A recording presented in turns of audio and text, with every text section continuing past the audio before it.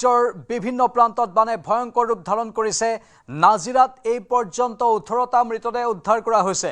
এতিয়াও বানত সন্ধানহীন 55 গৰাকী লোক। মৃতকৰ আৰু সন্ধানহীনৰ সংখ্যা বৃদ্ধিৰ আশংকা কৰা হৈছে। মুখ্যমন্ত্ৰী ডক্টৰ হিমন্ত বিশ্ব শৰ্মাই এই তথ্য জানিবলৈ দিছে। বানত ক্ষতিগ্ৰস্ত হোৱা লোকক সহায়ৰ আশ্বাস মুখ্যমন্ত্ৰীগৰাকীৰ। চৰকাৰৰ তৰফৰ পৰা সকলো ধৰণৰ সহায়ৰ আশ্বাস বন্যাৰ্তক ঘৰ, পশুধন, খাদ্য সামগ্ৰী, বস্ত্ৰৰ যোগানৰো আশ্বাস প্ৰদান কৰা হৈছে। শুনানিৰ পিছত নাজিৰাৰ বান পৰিস্থিতি পৰিদৰ্শন কৰি এই মন্তব্য মুখ্যমন্ত্ৰীগৰাকীৰ।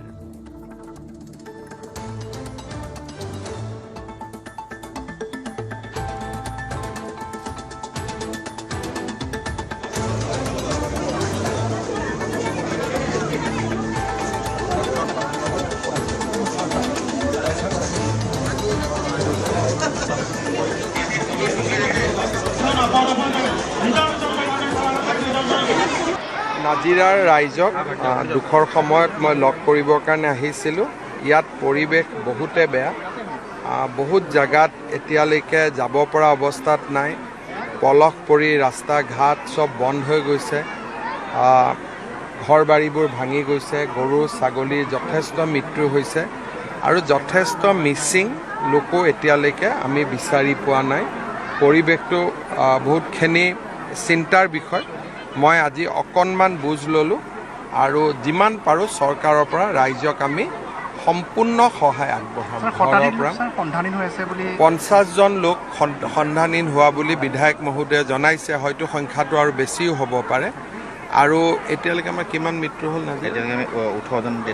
18জনৰ মৃতদেহ আমি পাইছোঁ আৰু 18ৰ ওপৰত 50জন বা তাতকৈ বেছি এতিয়াও সন্ধানহীন হৈ আছে।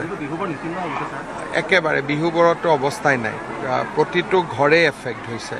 আমি যিমান পাৰোঁ সহায় কৰিম ৰাইজক দুখৰ সময়ত।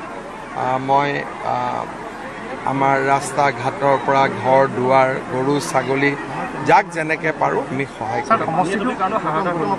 মই এটাই কথা ক'ম নহয় যে মানুহ বহুত গাঁৱত এতিয়ালৈকে আমি যাবই পৰা নাই। যোৱাৰো ৰাস্তা নাই আৰু একেবাৰে আমি বিচ্ছিন্ন হৈ আছোঁ। আৰু তাত থকা মানুহখিনিৰ কিমান কষ্ট ইয়াৰ পৰা আমি অনুভৱো কৰিব নোৱাৰোঁ বা ক্ষয় ক্ষতিৰো অনুভৱ কৰিব নোৱাৰোঁ। কিন্তু আজিৰ পৰা অকণমান ৰাস্তাবোৰ খোলা আৰম্ভ হৈছে আৰু আজি আমাৰ যিমান পাৰোঁ আজিৰ পৰা আমি ৰিলিফ আৰু সহায় আমি হাত আগবঢ়াম। ডাৱৰ বিস্ফোৰণত বেছিকেলি মূল কাৰণটো নাগালেণ্ডত ডাৱৰ বিস্ফোৰণ বা আন কিবা কাৰণ এতিয়ালৈকেতো ফটক কৰি ক'ব পৰা নাযায়। কিন্তু পানীটোতো নাগালেণ্ডৰ পৰা নামি আহিছে। এতিয়া নাগালেণ্ডত ডাৱৰ বিস্ফোৰণৰ কাৰণে নামি আহিছে নে তাত পাহাৰ কাটাৰ কাৰণে নামি আহিছে, গোটেই বিষয়বোৰ নাগালেণ্ড চৰকাৰৰ লগত কথা পাতিব লাগিব। কিন্তু তেওঁলোকে ডাৱৰ বিস্ফোৰণ হোৱাৰ লগে লগে আমাক জনাইছিলে যে এটা ডাঙৰ ডাৱৰ বিস্ফোৰণ হৈছে, গতিকে নামনিত আপোনালোক সাৱধান হওক। কিন্তু 1-1.5 ঘণ্টা সময় পোৱা গৈছিলে। কোৱা আৰু হোৱাৰ মাজত 1-1.5 ঘণ্টা সময়। কেন্দ্ৰীয় চৰকাৰৰ পৰা সহায় কোনো অসুবিধা নাই। এতিয়া কেন্দ্ৰীয় চৰকাৰক আমি যি খোজোঁ তাকে দিব, সেইটোলৈ কোনো সমস্যা নাই। সমস্যাটো আছে যে আমি কেনেকৈ এতিয়া গৈ পাওঁ মানুহখিনিৰ মাজত। বাকী আমাৰ চৰকাৰী সাহায্যৰ কাৰণে কোনো চিন্তা কৰিবলগীয়া নাই। আৰু যি প্ৰয়োজন হয় কেন্দ্ৰীয় চৰকাৰে আমাক সেইখিনি দিব, সেইটো লৈ পেলাই কোনো কথা নাই। কথাটো হ'ল যে মানুহৰ মাজত এতিয়া আমি কেনেকৈ গৈ পাওঁ, মানুহখিনিক কেনেকৈ আমি সহায় কৰিব পাৰোঁ। আনুমানিক কিমান পৰিয়াল এতিয়ালৈকে এটাটো বিহুবৰ পঞ্চায়ত সম্পূৰ্ণ বিধ্বস্ত হোৱা বুলি কৈছে, লগত ৰমণী, ৰদৈ এইকেইখন পঞ্চায়তো ক্ষতিগ্ৰস্ত হোৱা বুলি কৈছে। কিন্তু একজেক্ট ক্ষয় ক্ষতি আৰু 2টা দিন লাগিব গম পাব। তাকে মোক কৈছে বিধায়ক মহোদয়, মই এতিয়া যিমান পাৰোঁ যাবও চেষ্টা কৰিম আৰু মই আকৌ আহিম ৰাইজক যাতে সম্পূৰ্ণভাৱে আমি সহায় কৰিব পাৰোঁ।